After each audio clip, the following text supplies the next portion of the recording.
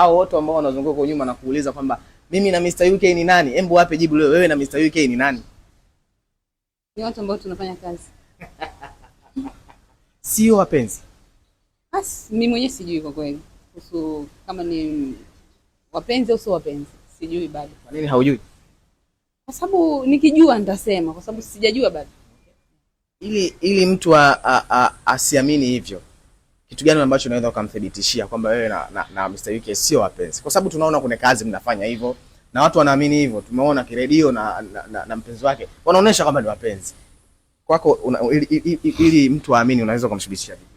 Unajua kumthibitishia mtu ni kazi ngumu sana kwa kile anachokiamini. Kwa mimi siwezi nikasema wewe UK ili wewe uamini. Ndio.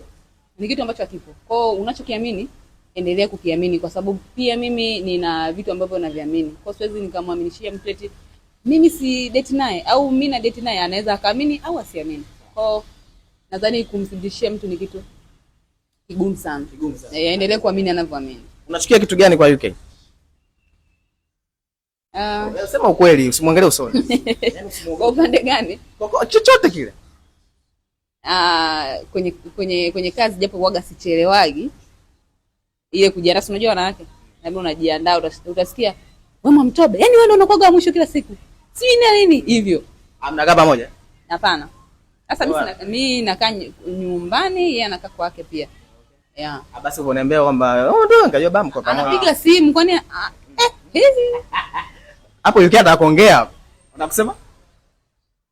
Unakusema?